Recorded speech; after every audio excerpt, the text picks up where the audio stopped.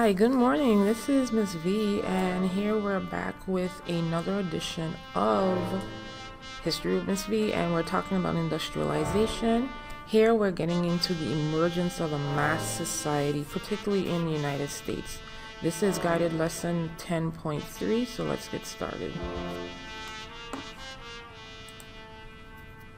Alright, so these are your standards and your challenge. I want you to be able to describe the technological innovations that at least led to industrialization in the United States. And these are your vocabulary words. Again, if you're doing the vocabulary, this should be able to help you. Alright, so the first half of the United States was industrialized during the 19th century, which was the 1800s, right? The early 1800s. So that's when industrialization reached the United States, okay? And because of the amount of railroad that was placed, and of course in the United States we had the transcontinental railroad that went from northeast to the west, tons of goods were able to be transported. So because of industrialization and urbanization, the population boomed in the United States, especially in the West. And many people started to move westward to have a better life and so forth. So that's how places like California and so forth started to grow because of this population boom and industrialization in those areas. Former farmers, which were mainly women and children, now became the factory workers, especially in the northeastern factories. We're talking about New England areas like New York, Pennsylvania, Massachusetts, etc., New Jersey, those areas. Okay, and women and girls mainly made up the majority of workers in the textile factories, which were the cotton and wool industries. All right, so those are your answers for 1, 2, and 3. All right, so number 4, why were cities able to grow faster in the second half of the 19th century? That was because there was improvements in public health and sanitation. That was a great concern, and many of the trade unions made that a concern, and they wanted to make sure that their needs were in place as they were working. So many of, if you remember from 10.2, a lot of workers came together to form trade unions, and from those trade unions they advocated for better public health and better sanitation and better working conditions in the factories. So because of those things that happened, like the creation, as you say, a board of health, and that improved housing quality and conditions, and that was done by the government, city governments. Now the cities were able to grow faster because health was a concern, right?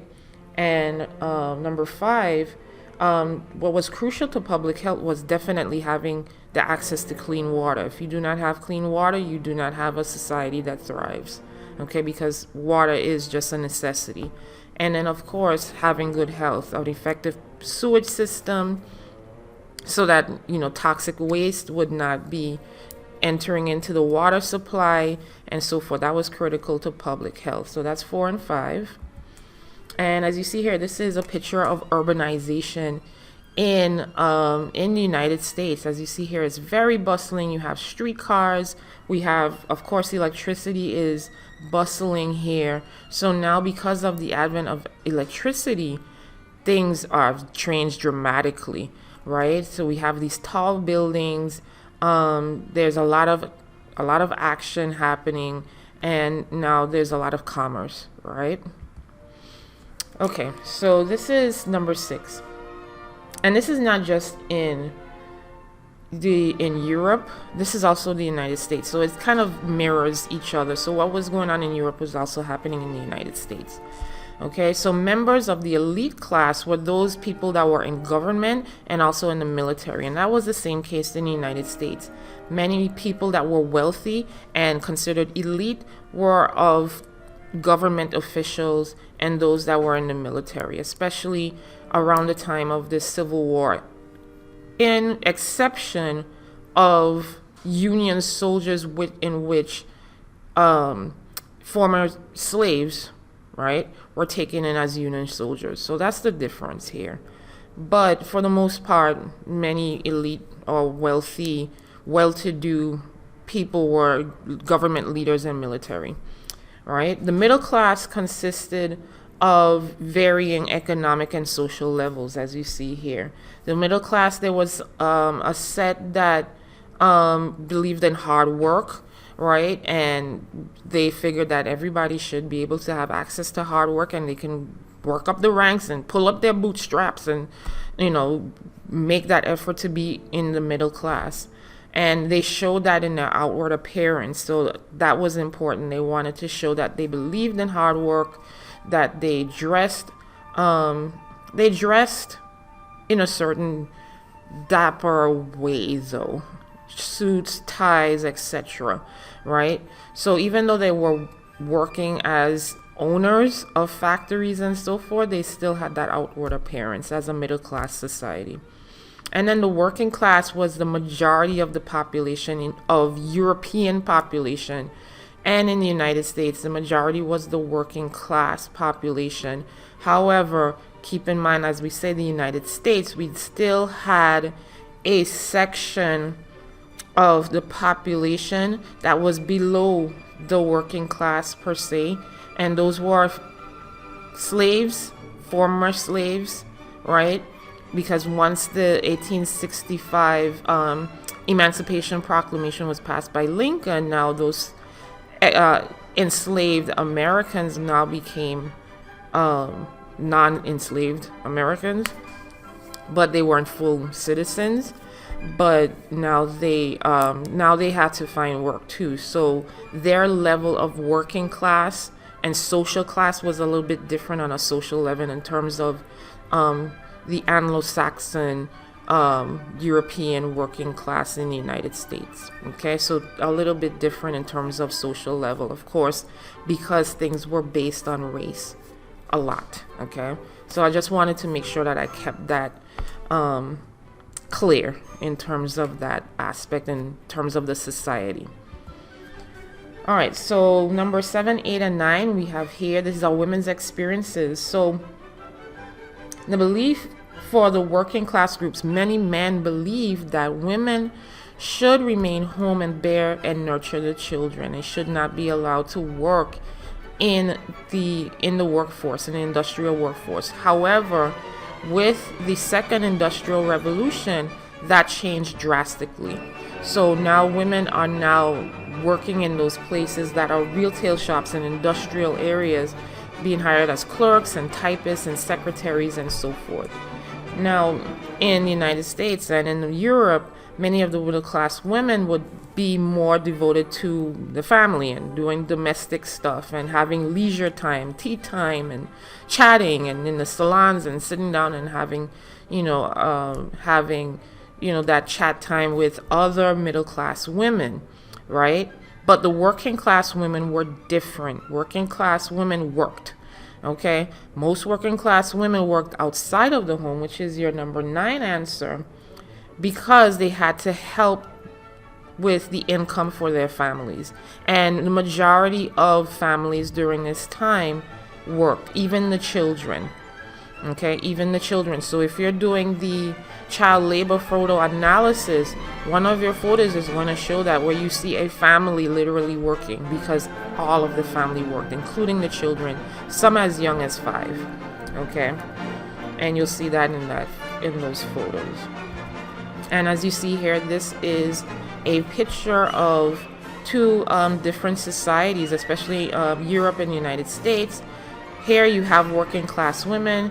Here you have middle class women. So in Edpuzzle, I would love for you to tell me, what do you see here as the differences between both societies or both social classes here in this? Look at the fashion, look at what's happening in the pictures, and tell me what do you see as the differences in the social classes. Okay. All right, so number 10 and 11. Remember that we mentioned that Enlightenment was the modern feminist movement. Okay, that came from Enlightenment. That came from who? If you said Mary Wollstonecraft, then you're absolutely right. Mary Wollstonecraft was one of those pioneers of feminism, right? Because she advocated for women's education, right? That carried over into the United States, and a number of women started to argue for the right to own property in the 1830s, but that was not successful. However, prior to that, there were women that argued for their women's rights, their political rights, equal political rights, and equal representation as a woman and as a citizen of the United States. One of those women was Sojourner Truth. She was a former slave that advocated for women's rights. She started that in the United States. From that point, many other European women, or I should say Anglo-Saxon women in the United States, took up that torch and then advocated for women's rights as well. And one of the key elements that their aim was suffrages, the right to vote, being a suffragist, okay? And having that right to vote and having full citizenship as a country in the United States, okay? So people like Elizabeth Cady Stanton, Susan B. Anthony took up that torch after Sojourner Truth during the 1920s and 1930s to advocate for the women's right to vote and full citizenship under the country. Okay, so that's your answer for 10 and 11. And as you see here, these are what I'm talking about: women marching for the right to vote as suffragists, and advocating for that, for citizenship and women's voting rights. Okay. All right. So number 12, education and leisure. Why was education important during the Second Industrial Revolution? All right. So during the Second Industrial Revolution, education became important. Before that time, as you see here, education was reserved for elite and wealthier middle classes. They learned the philosophies, the humanities, right? History, sociology, psychology, philosophies, all of those things that were a part of the Enlightenment, right? So they learned those things so that it could propel them to be or maintain their elite and wealthy status, okay? However, what many of the middle class realized is that workers were working without training or experience of working in the factory. So how are they going to get that training? Of course, they needed education. So that started the trend towards having small schools of apprentices where they would teach them these skills in order to work in the factories. That led on to, as you see here in the 1870s, 1914, to most Western governments, including the United States, to fund or finance a system of education so that children can now be educated with those skills to work in the factories, because these new firms, these new companies needed trained, skilled workers to work in the factories. Hence, why we have universal or public education. Okay, so ask yourself this question, and I really would love to see your answers here in Edpuzzle. Based on what you see now today in education, do you feel, are we still on that trend of educating for skilled, trained workers in companies, or are we going to a different direction? Where are we going towards creating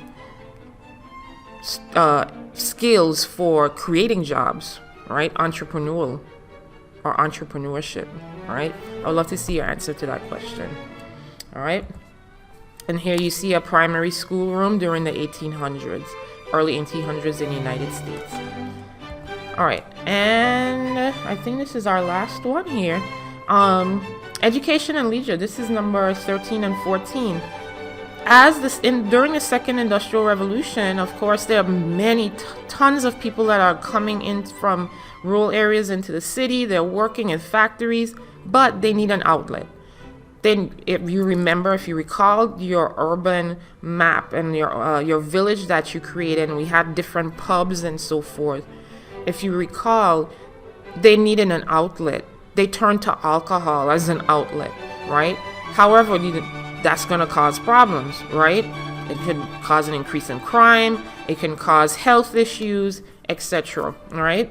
So people started to find other ways to pursue new forms of having fun. One of those ways was using amusement parks. So as you see here for number 13, why was it so important? Because they needed an outlet. They needed to be distracted from the daily lives of working, right? They worked 6 days a week. Only Sundays they got off if they went to church, right? They needed an outlet. So the outlet that they had, they started creating things like amusement parks.